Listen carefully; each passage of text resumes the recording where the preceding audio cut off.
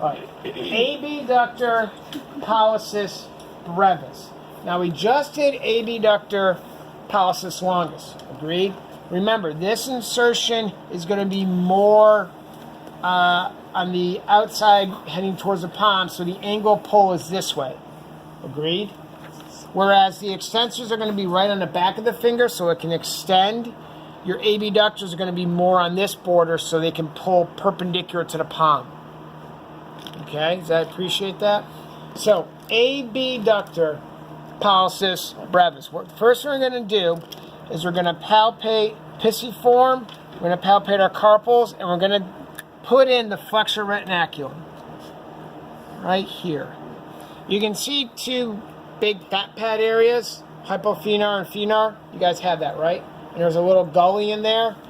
We're going to put in the flexor retinaculum, also called the transverse carpal ligament in some textbooks, because you're going to find out that this is going to be the origin and the base for many of these intrinsics. So we're going to start right with that.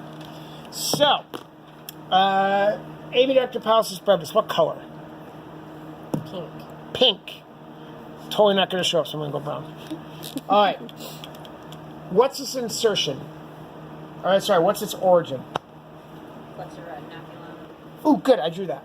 Okay, and where does it insert? Base of proximal phalanx of thumb. Base of proximal phalanx of thumb.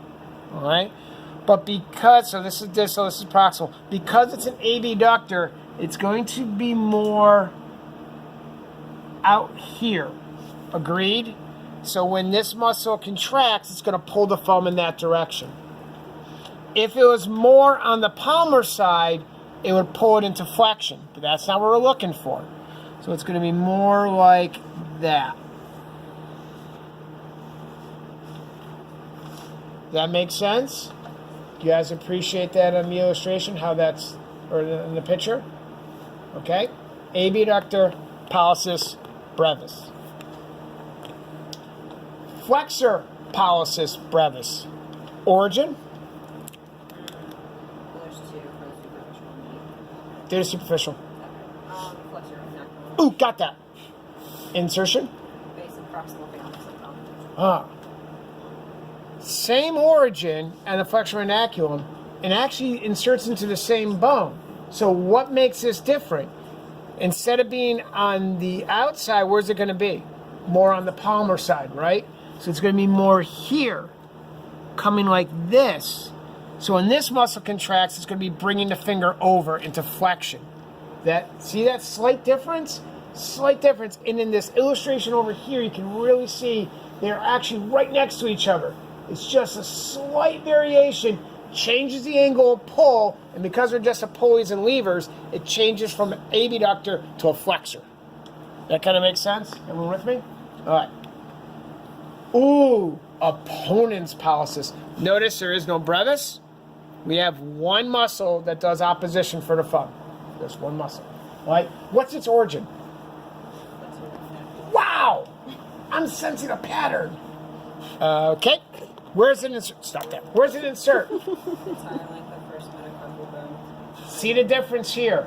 It goes to the metacarpal. Okay? So it doesn't actually do anything with the phalanx. So opposition, because it inserts in the metacarpal, it's going to bring the metacarpal up into opposition. You see that difference? So it's not going to affect the finger. Not going to affect the finger. It's not going to affect your phalanx. It's going to be bringing the thumb up like that into opposition. You see that difference? All right? Abductor, flexor, opponents. A deductor, the sailboat. Blue? Blue for the sailboat? Okay. Yeah, I got you blue. Yeah. Origin of the adductor pollicis. The cap. Oh God.